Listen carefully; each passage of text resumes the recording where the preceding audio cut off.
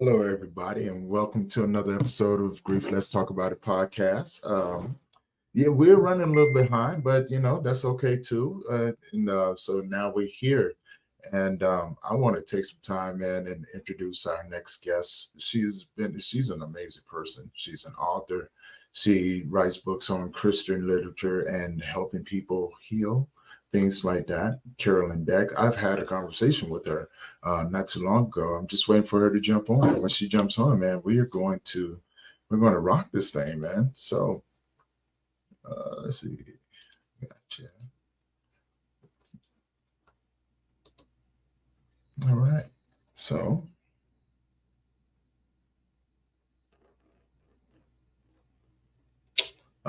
give me a second, fellas.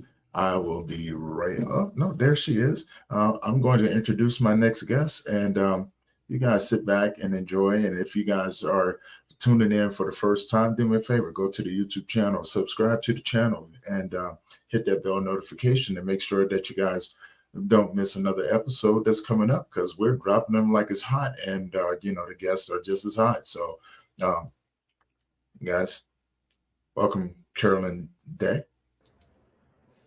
Hi, Tony. Hi, Carolyn. How you doing today? Yeah, pretty good. Thank you. Lovely to be here. Thank you for having Yes, yes. Of course, of course. I'm sorry that you was under the weather today, and I'm glad that you're feeling better. Yes, pushing through. That seems to be the case with everything, man. We always push it through, man. And I'm honored to have you on the show. And wow, we had that conversation that one day, and I was just like, man, I can't wait to get her on there. We're gonna have a blast. So, everybody, welcome Carolyn to the show. And Carolyn, before we start, tell people where you're from. Sure. I'm from New Zealand, little country just across from Australia. Now, see, that's amazing. I told you guys, we're all across the globe, man, and we're bringing some amazing guests. And so we talked a little bit the other day, and it's such an amazing conversation. So I want to start off, and I want you to tell the audience about your journey, about and leading up into the work that you do. Yes, sure. Thank you, Tony. Um, yes, it has been quite the journey. I was a young girl living with my parents at home, big sister. Um, and yeah, things started to unravel, sadly. My recollection is probably from about the age of 7 or 8. And mum and dad, probably came together with great hope and in love. But sadly, yeah, things didn't work out too good and they started to unravel. Mum's, well, not vice, but the way of coping with what was happening to her and in their relationship was she turned to alcohol. And then my dad just got busy and wasn't really at home much. He would help in the community, which was pretty honourable. He was helping young boys off the street. He was heavily involved in youth church, etc. But sadly, it didn't carry over, let's say, into family, and things got really pretty bad. I guess my thought with that, and then the process of writing, yeah, the good Lord's taken me back to revisit and just to unearth some of the truths of what was perhaps happening back there, some of the things that I recollect that are damaging, some of the things I believed that actually weren't true, and how you spell believe, B-E, big L-I-E, V-E. There's a big lie in there. So it's not with everything, but it can be with how you see yourself or how you see your family or, yes, it was quite a journey being taken back, I guess. And there are a couple of things that led to that. first off with Black Lives Matter, actually. I was listening to a young girl who'd just been to the Smithsonian, and she was encouraging people to do the same. She said it's when we actually revisit our past, not to relive it, but to revisit. Mm-hmm. That is where it's a good starting point, actually, to unpackage some of the stuff. And I talk about that in my book because I then became a travel agent actually years on. And traveling with excess baggage is not a good thing. It weighs you down and it's really very costly. On page 12 of my book, Above the Turbulence, there we go, your ticket from pain to purpose, I write, until we stop, face and heal the wounds of our past, they will continue to bleed, leaving a stain on our lives. Mm. And, I still see it, sadly, generational pain. It just continues. And there's a whole chapter, actually, that I write about whereby I had to be accountable for my choices. And this is the big theme I have really with my book, and I highlight it on the back. Knowing we have choices changes everything. Understanding the power of our response is key. And so when I was awakened to this, there were some things that I did as well. And you can read about it, but I had to come to the realization that even when choices are made for me, we still have a choice. How are we going to respond? Yeah. And I had a chapter in here where that generational pain continued, and 7 years on, it took me that long to kind of work through that pain. I had a decision to make. Was I going to continue this anger and resentment, or was I going to humble myself and start a process of healing and then start the process of conversation? Mm-hmm. And I'm just so grateful I did, because when I met this family member, they were then married, they had children. These children were incredible. They loved on me. And that would not have been the case had I not worn that coat of humility. And it's hard to wear.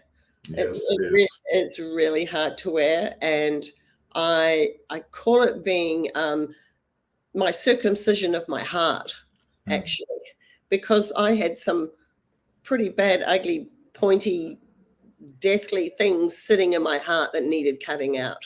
Right. And I'm just so grateful for God's grace on me that he gently took me to this place where I realized, hang on a minute, if I'm living under that grace, mm-hmm. I need to live by grace. This is true. So God cut those really ugly parts out. I was in the process of doing a study in Joshua, and it was really hitting home to me what my issue was. Mm-hmm. And yeah, it was pretty life-changing for me at that point. I can only imagine. You know, I want to go back on something, because you said something pretty interesting. Actually, you said a lot of things that were pretty interesting, but I want to start with the first one. When your mother turned to alcohol, how old were you? Well, I actually think she was already walking that road before I was even born, actually. Okay. She had a tough upbringing herself, and this is often the case, right? That hurt people. This is true. We talked about this. Yeah, we did. And sadly, she grew up very isolated on a farm in Canterbury in New Zealand. And she's relayed to me that she would continue to hear the voice of her mother, who made a comment that Mum then translated as being that she wasn't wanted. She was pretty worthless. Her life was hopeless.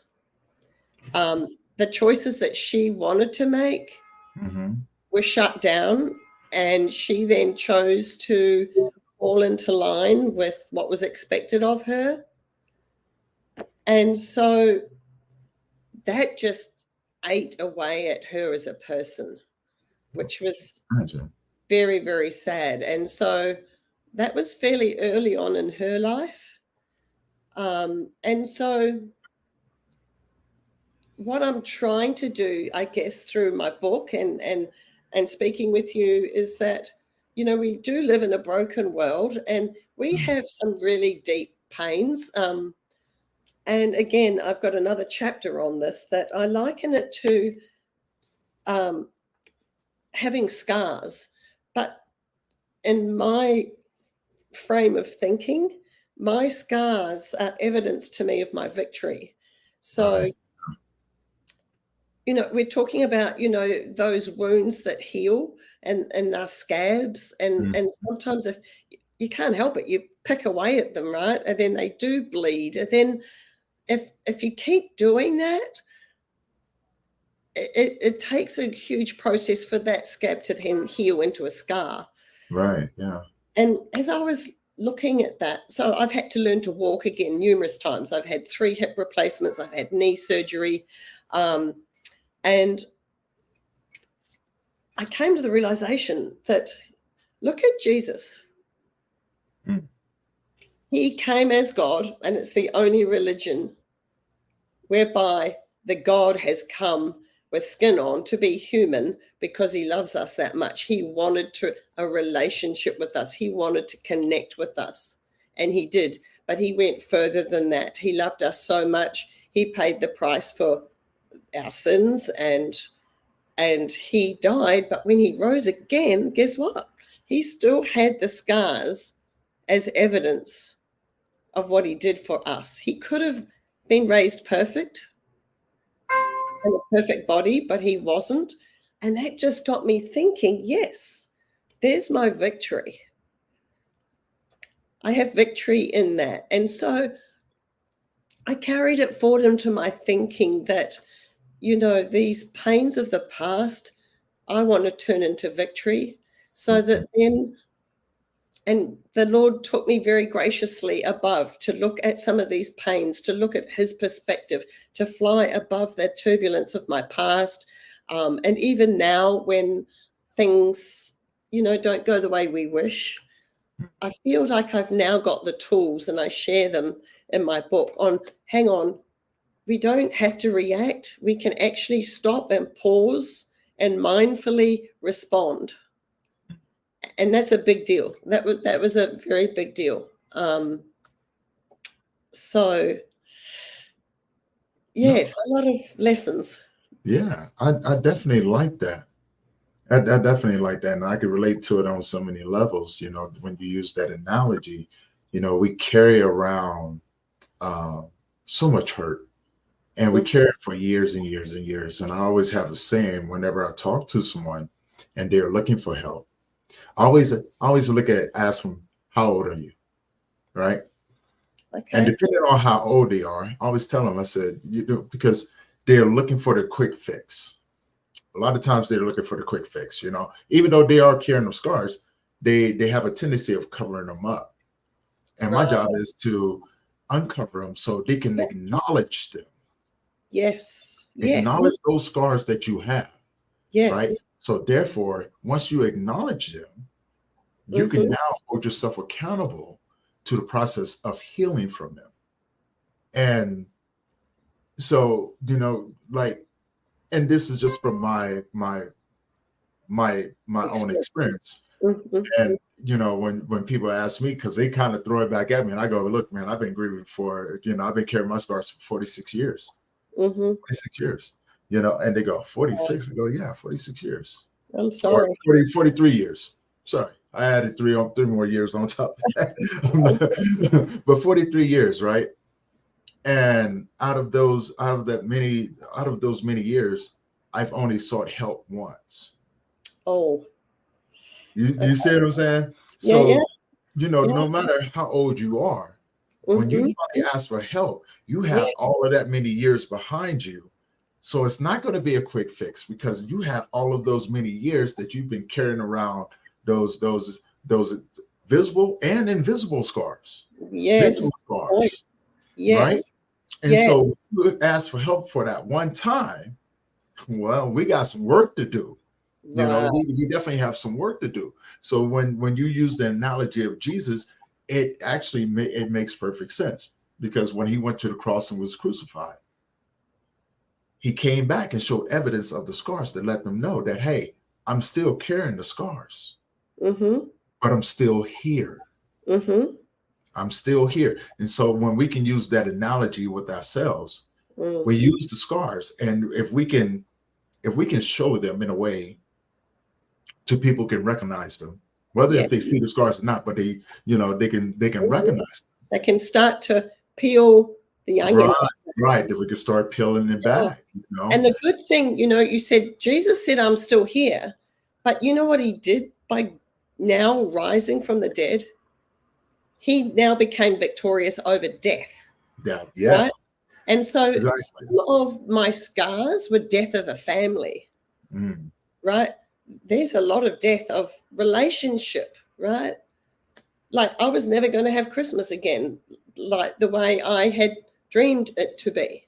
right. You've Birthdays lost were a never, lot of people though. yeah. And so, I mean, so I But you just, have you. So I understand the holiday thing, because I can relate to that in a lot of intimate ways, right? We yes. kind of blow off the holidays, but Mm-hmm. let's touch on that a little bit, and share, if you would like, Mm-hmm. share why you said that. I mean, the loss of family. You've lost a lot of family, which got you to the point to where you said that Right. you'll never have Christmas again. So let's So tie that in a little bit. losing family, they're still here. So from my perspective, I'm writing it from Mm, a child whose parents' relationship has dissolved. And mhm. it's almost in my head, from my experience, from where I sit, it's almost harder than a death because they're actually still there, Hmm. right? These Yeah, people are still here and their choices are still making impact on my life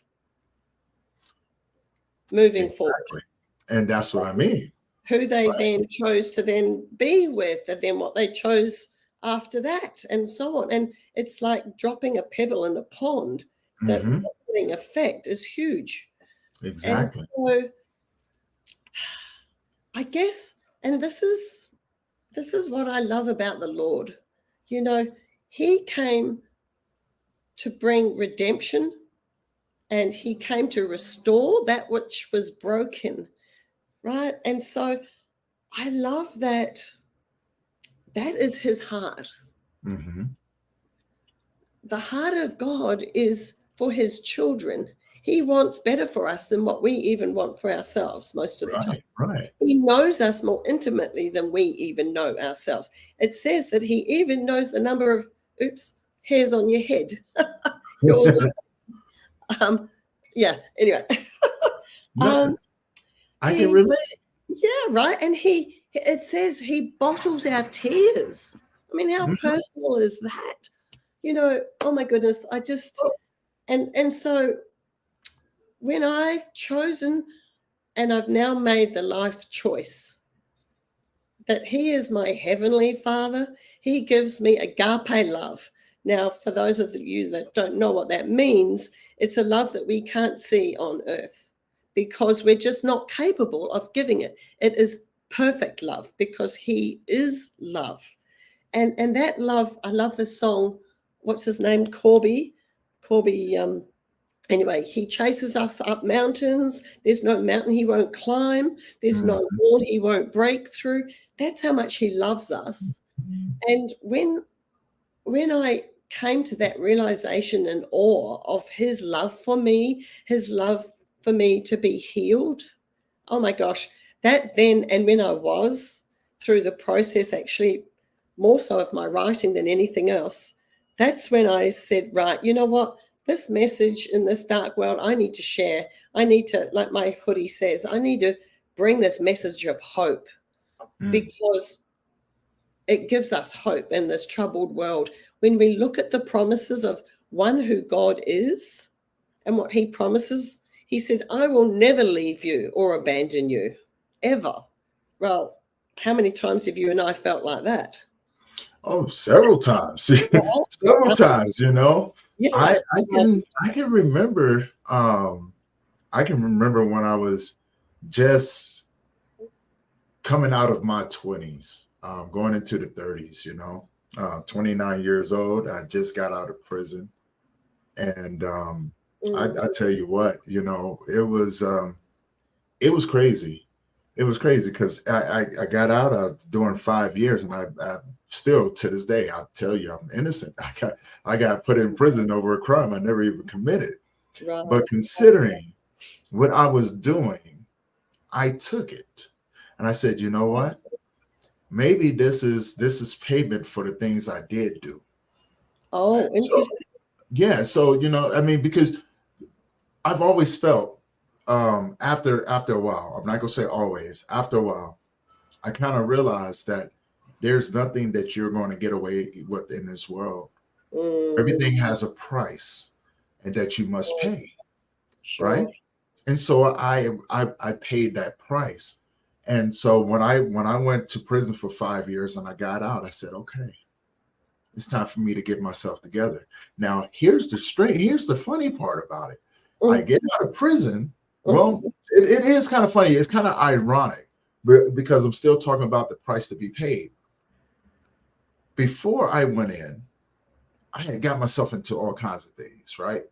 So prison was kind of like my break away from everything. Even though it wasn't a break, it was a break, you know. And I get out, and sure enough, the things that I had did before I went to prison caught up with me after prison. Oh dear. So I get out, and I was probably out maybe about, I would say, 6 months, and I get shot. Oh.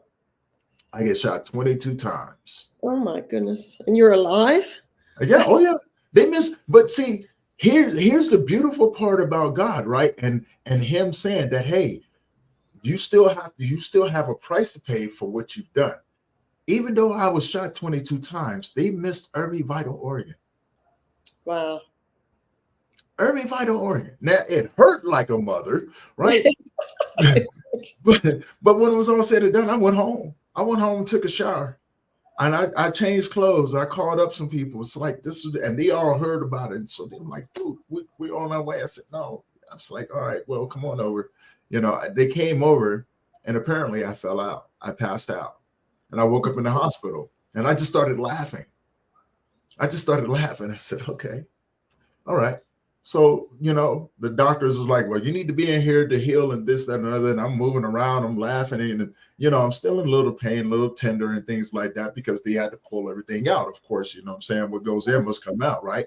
Sure. It hurts either which way, right? Yeah. It hurts either which way. Yeah, sure. So I get out, and the first thing I'm thinking is going, I'm about to go start a war, right? Oh yeah, that's the first thing I thought. I was like, I'm going to go start a war, because they didn't even kill me. I wasn't even mad at the fact that they shot me. I was mad at the fact that they didn't finish the job. Oh wow. Because now I have to go and do something about this. It's now personal. And God said, no, it's not personal. It's payback. Remember when you did this? I said, but they didn't even finish the job. Like, you know, he goes, well, you go and do this, I'm gonna have to do something else. So for every reaction, there was a reaction, right? So I had to pay for those things. And right. You know, there's consequences for every choice that you make, whether if it's good or bad. Yes. So the best thing I did was say, hey, I'm done with this. I'm done with this, and I walked away, you know, and the guys that I told that, they was like, well, there's only one way out, and I gave him my gun. I said, well, here you go. Wow. But I am walking away. Now the consequences of that action led me to be homeless for 2.5 years. Oh wow. And in the time, And then at that time I was angry. I didn't know, I didn't know. And it was about that 2.5 year mark. It was in the middle of a blizzard. And this is where I talk about the love of God, right? Because the whole time I'm out there homeless in the streets, I'm eating out of dumpsters, I'm sleeping in dumpsters, I'm breaking in people's cars just to have some place to sleep. All of these things, right? If you can imagine the worst time in your life, that was it, right? Nowhere Right. to go. You know what I'm saying? Nothing. It was just me. All I had was a backpack. And in the middle of a blizzard, he wakes me up out of a dead sleep after sleeping under a bridge. And all I had on was a t-shirt. And he gets me up and says, "Walk this way." Wow. Walked forever. And then finally he says, "You need to stop." I stop and I'm in front of the Safeway. And I go, "Where am I at?" I'm clear on the other side of town. At this point, I don't even know where I'm at. And I go into the Safeway and I'm sitting there and the sun's starting to come up. And I notice now this is his love. This is when we say that he never leaves us, right? Because throughout this whole process, being homeless, I always had, I may have had to go a week or two without eating, but when I ate, he made sure I ate. Whenever I was sleeping somewhere, I always had a place to sleep, whether it was in a dumpster, in the back of a car, or in an abandoned building. He's always provided these things. I know it may sound crazy, but it's the little things that you have to be grateful for, right? I may not have had everything like a shower or a bath or anything like that, but I had the essentials. I wasn't, he provided for me. Now, this is the big provision. I get in front of the Safeway and the sun's coming up. I'm starting to see people go into this building. I'm thinking to myself, where's all these people coming from and where are they going? So I go around to the building and it happened to be a labor ready, a place where you work today and get paid today. Now, mind you, I hadn't taken a shower in probably 3 weeks. So I'm dirty, I'm funky, everything on me stinks. They give me a ticket. I go out for that day and I make $48. I can at least now buy something to eat. So I go back the next day and the next day after that. And I did it for probably about a month. Then all of a sudden, I get a job working at the post office, making $110 a day. Wow. So I went from doing that to making $110 a day. I can now afford a motel room, right? I can put money in my pocket. I can get me some food. Now I can buy me some clothes. Wow. I now have a bed to sleep in. So patient faith, right? Walking by blind faith and trusting not in your own, right, but in God and what He's given you. And so you had faith back then? Yeah. Well, journey. I had faith. It was conflicting faith. On one hand, I had faith that I was going to die. But on the other hand, I had faith that I was going to make it too. So, you know what I'm saying? You have your good and bad days. It's conflicting, especially when you're in this situation. Sure. And He provided for me. And you know what I did? I became an alcoholic. Oh. And He still forgave me. Oh, wow. And I lost everything again. And guess what He did? Oh. He provided again for me. So again, on those times when we think that He's not there, He's always there. And He's protected me. He's protected me the whole time.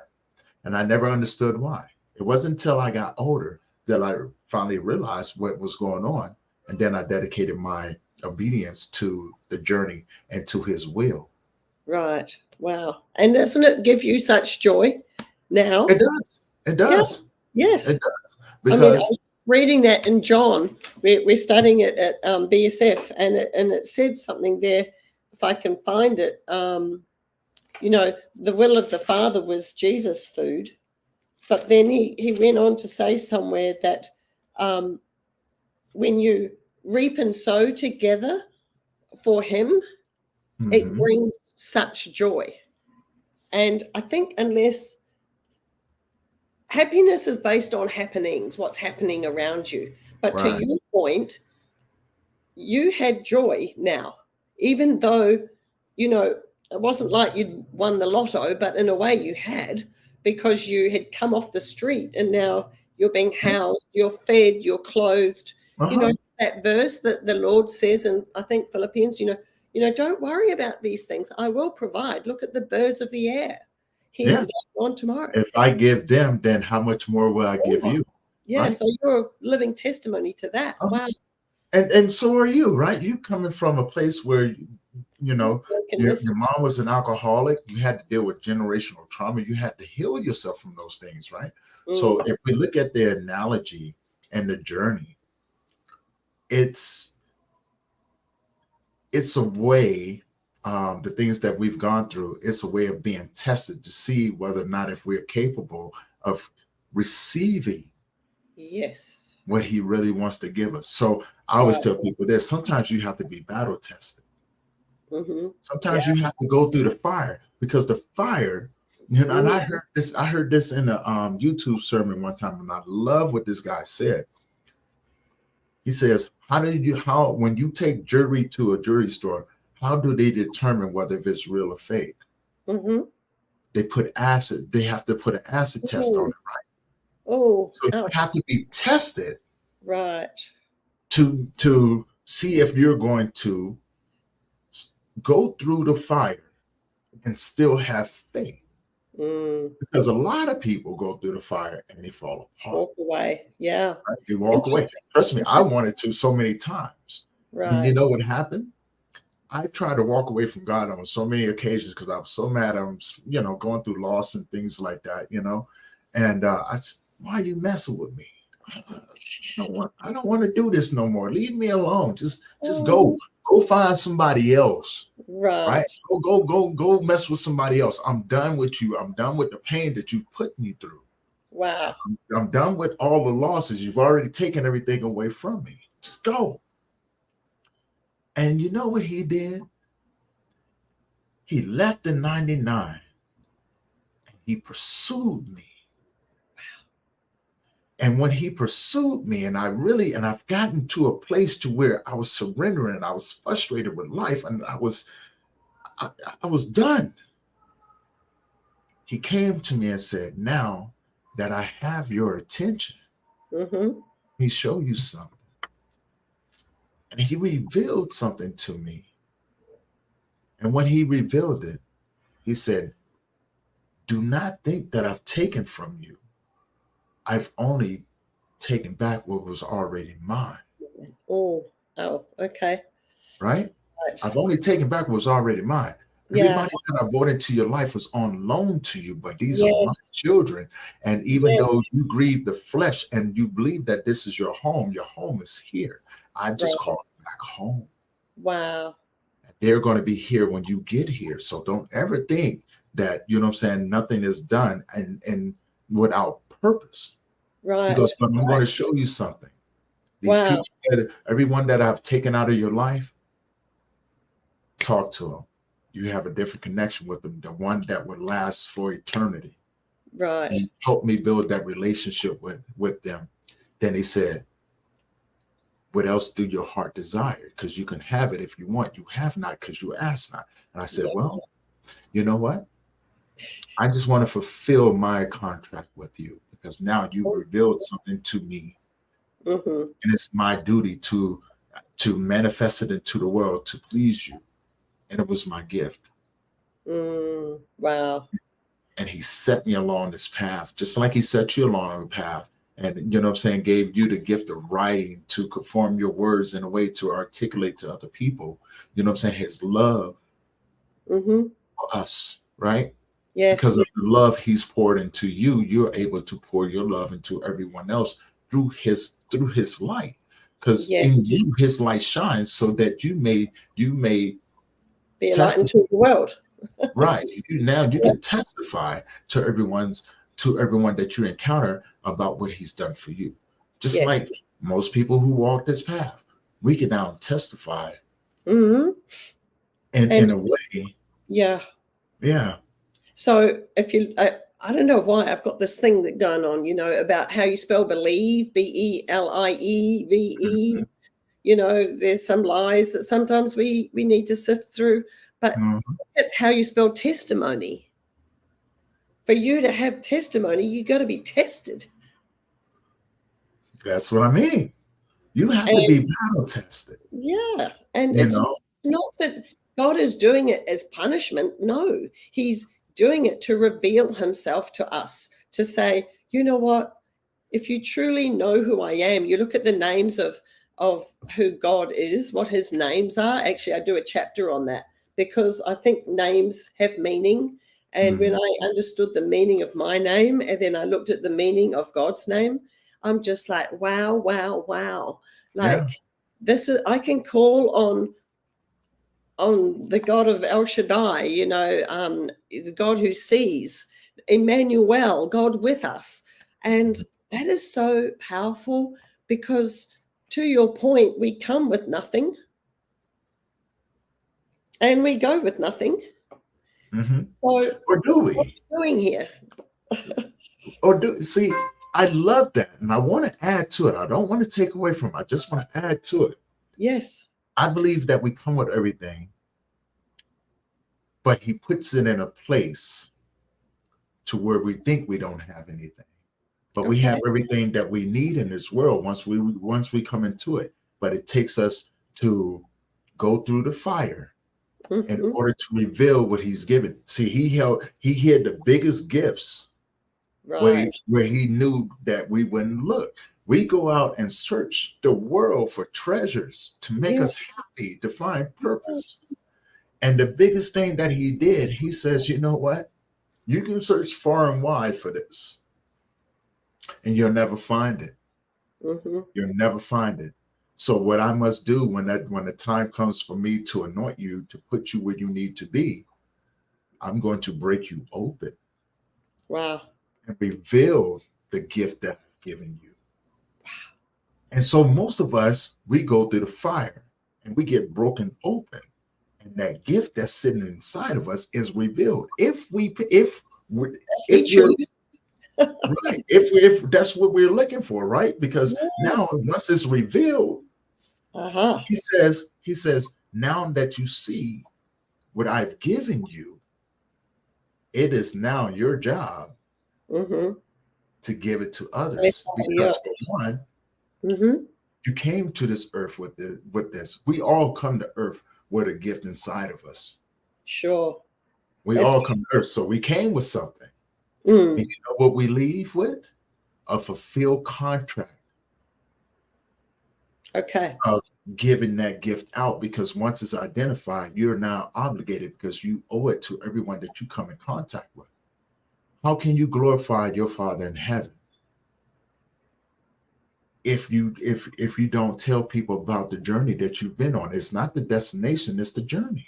And then the destination, because I mean, I say in my book that our choices not only shape us, but how we respond actually defines our destiny. And it will define us, whether we choose to do nothing with it, aka God and his son Jesus. That's still a choice. Rejection is a choice. And at the end of our life, to your point, we're just passing through. There is a destiny, and we do get to choose. God has gifted us our home in heaven, but we have to your point again, we got to receive that. So between your message and mine, I guess this is what we're trying to awaken the world to, actually, isn't it? That while we can have heaven on earth, actually, because kingdom come, thy will be done on earth as it is in heaven. It tells us that's how we pray. So I love, actually a homeless man told me this in Chicago. I live in downtown Chicago. And he told me that he loves this book. It's called Basic Instruction Before Leaving Earth. And I'm like, I know what that book is. I said, yeah, I use that book too, right? And, you know, you get given a car, you get instruction manual, don't you? You even buy a vacuum cleaner. It's like, are you dumb? Like, you don't know how to use a vacuum? Well, maybe, you know, whatever. But this basic instruction before leaving earth, our Bibles, you know, God, in my faith and in my view, is the creator God. He created everything. He knows. So he knows about me, my relationships, my inner emotions, my pains, my anxieties. Why would I not go to him and go, okay, what am I supposed to do with that? Right. He teaches us. It's in there. Actually, I was saying to a lady recently, my rhythm in the morning. I love this book, Jesus Calling. It's there we go.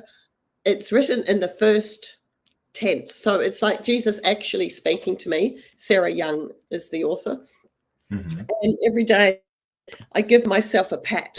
I figure we need a pat on the back every day, and Yes, we do. I feed my mind not with the news, but with whatever the Creator God tells me. And Jesus has a word for me each day. And my pat on my back is I have to read what's here, and then I go, okay, there's a promise here. What's the promise? Okay, I write down the promise, and on this day, it said the destination is heaven. He promises us heaven, and he is the only answer for peace because he is the Prince of Peace. That's his promise. Application was, what do I need to do for today? I need to seek him. I need to trust him alone and be steadfast in seeking him. And then what was the truth that day? It was, this is a fallen, broken world full of difficulties. Jesus has overcome the world. That's the truth. He's risen with scars. I'm believing and trusting him. So, That describes us. That describes us. yeah, Because we are the example when we come across other people that anything is possible. through him. Anything is possible through him, right? Yeah. And he wants to exalt us into this world. He wants to give us and fulfill his promise and love on us. Absolutely. But Yeah. he's still a father. He's still our father. Yeah. So, even though we have free will through our choices and things like that, he wants us to make the best choice, but he doesn't condemn us for our bad choices, for he already knows what we're going to do. And he laughs at us because we think that we're going to outsmart him, right? But we don't. Yeah. He laughs because we go, nope, I'm not doing it. And then what's the biggest joke that you're ever told? Tell God your plans. Tell God your plans if you ever want to hear him laugh. That's the biggest joke in the world, right? Yes. Yes. So, and now here we are, here we are, in this world today, living testaments to what is in store for us if we walk and ask, be faithful and obedient, be willing to be vulnerable, to give up the things that we think that we need so we can receive the things that we actually need, right? And that's I think that's where a lot of the problems come from, because no one wants to give up the things because it makes them secure. Perceive it is to be secure. Actually, there's a poem, Ruth Sambo, and I can't recite it. I only just heard it today. And it says, life is unpredictable. 1 minute, you have good health, but your tomorrow, you may be sick.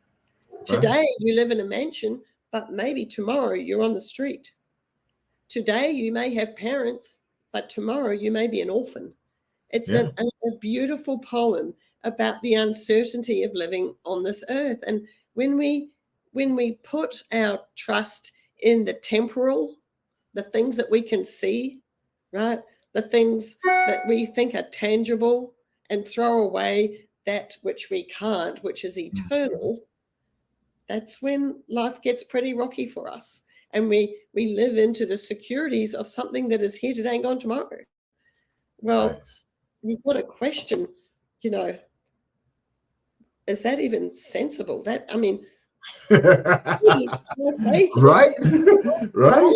I live in the certainty of my tomorrow. Who can say that?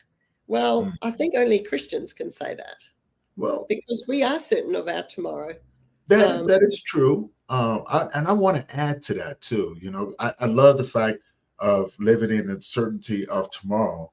But what if we looked at it in this way? And I was just telling a young man this not too long ago. I said, instead of focusing on tomorrow, focus on the multiple moments that you have within the day. Okay. Yes. Because he was having a rough time at it, right? And so I asked him, I said, why are you carrying what's happening in this moment into your next moment? So Right. you're going to let this one little moment out of your day ruin the rest of the moments that you're going to have, because Mm-hmm. you're going to miss the lessons Yeah, yeah. that you be able to extract from this into the other moments. So don't let it dictate it. Sure, I said, sure. if you can get up in a moment, get up in the morning and be in that moment before you move into the next, Yes. there's something filled with appreciation and gratitude for you. Yes. Now, when you have a moment that's challenging, if you can look at the challenge and listen and search for the lesson, maybe that is what you need to carry into the next moment, because you don't know what that lesson is that you need to give, or what you've learned you need to give to someone else, because you're too focused on the way that it made you feel. Right. Mm-hmm. We Mm. have moments like that throughout the day. But Sure. if you look at them as lessons, then you can be a blessing for Mm. someone else that comes into the next moment. Mm. You It's a know, hard thing to tomorrow's do not promised. if you haven't learned that. That's kind of hard. Yeah, Um, this is and true, but it and took me a while.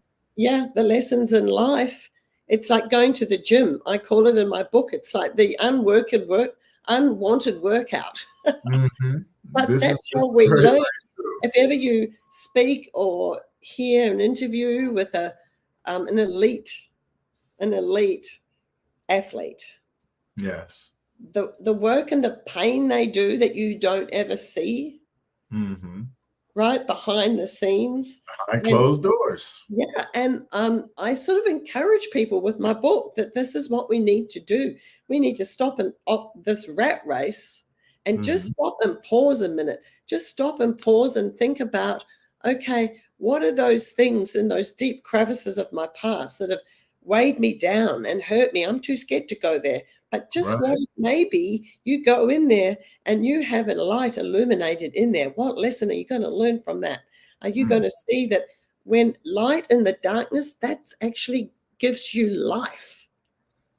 It's That is incredible. so very true. That was Very, another, very yeah.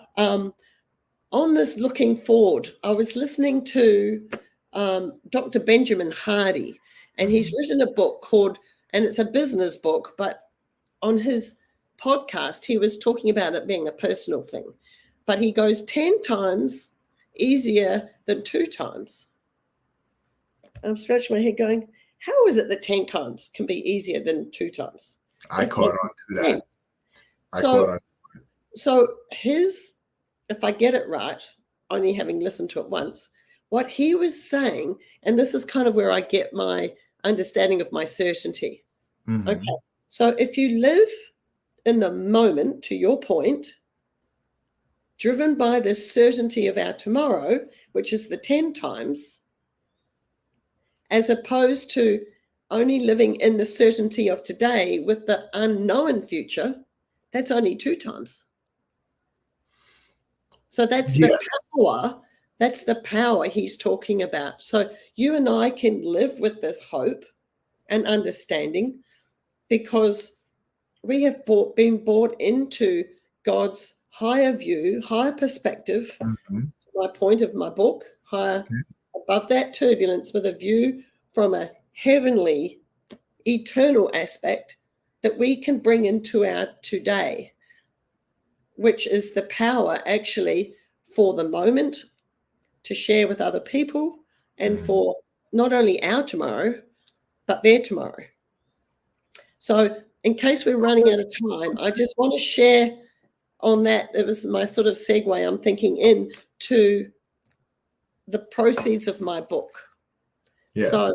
We'll definitely get to that, because I yeah, want people to know where to get your book and yes. everything.